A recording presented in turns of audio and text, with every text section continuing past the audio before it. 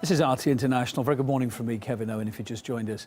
Our top story that has mentioned Hellfire missiles, drones and fighter jets. The Iraqi military is about to get an upgrade from the United States.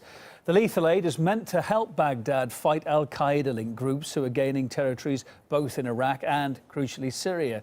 Ghani Chichikan reports. The Iraqi Prime Minister asked for help because al-Qaeda is not just active in Iraq, but it's gaining territory to an extent that they're talking about an Islamic State. The U.S. is now rushing dozens of Hellfire missiles and surveillance drones to the Iraqi government to combat this jihadist insurgency there. The CIA is also reportedly helping them with targets inside Iraq. But al-Qaeda is gaining momentum in Iraq largely because they've been able to establish a strong foothold in the neighboring Syria. So you have, let's say, a jihadist group called the State of Iraq and Levant, controlling territory both in Iraq and Syria.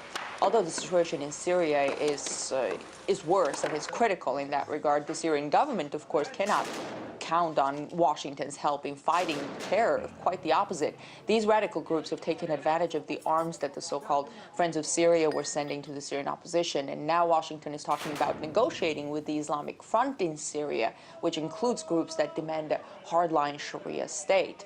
Washington says the U.S. can engage with them because they've not been designated as terrorists by the State Department. But does that mean that they don't share similar goals as those who are designated as terrorists?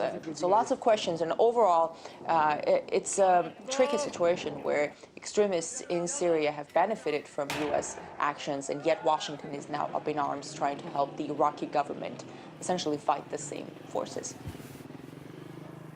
Ghani Chichikan there. Let's get some more thoughts on this from Gareth Porter. He's a US-based investigative journalist and historian on the line with us live. Morning, Gareth. On the one hand, we've got the US supporting rebels in Syria, which includes al-Qaeda-linked extremists, of course. On the other hand, now we're hearing that they're going to be sending arms to fight them in Iraq. It sounds like confused thinking. What are we missing?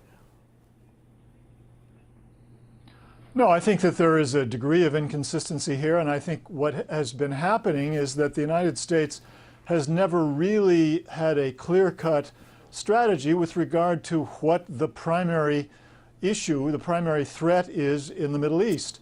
It has, on one hand, continued to regard itself as part of a broad alignment against Iran and its influence in the region, and on the other hand, it has tried to make some efforts against the influence and the threat from al-Qaeda-oriented jihadist groups, particularly in Iraq and in Syria, but also in Lebanon as well. I think that events are really forcing the United States to clarify its posture in the region to a degree that is much greater than it has in the past. I think that it has been reluctant to go too far with regard to, for example, providing F-16s to Iraq. It has certainly been capable of providing F-16s earlier and has not done that until now. It is pledged to do so immediately.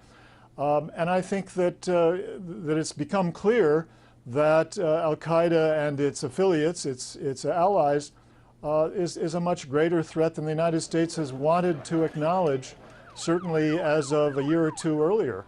So I think this represents a degree of dynamism in U.S. policy, for sure. How is sending arms to Iraq, on the face of it, then supposedly going to bring peace, much-needed peace, to the country? Well, I think it is very late to hope for peace in the country at this point. I think this is merely a matter of trying to prevent the situation from getting worse. And certainly this is not a new problem in Iraq. It's not the case that al-Qaeda was silent or inactive before the Syrian rebels really began to threaten the government of Bashar al-Assad.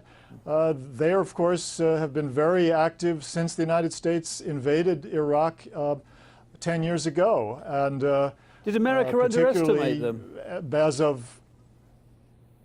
They did underestimate them. I think they have failed to take seriously enough the degree to which the United States destabilized Iraq quite seriously and has caused problems which are extremely far-reaching and long-term.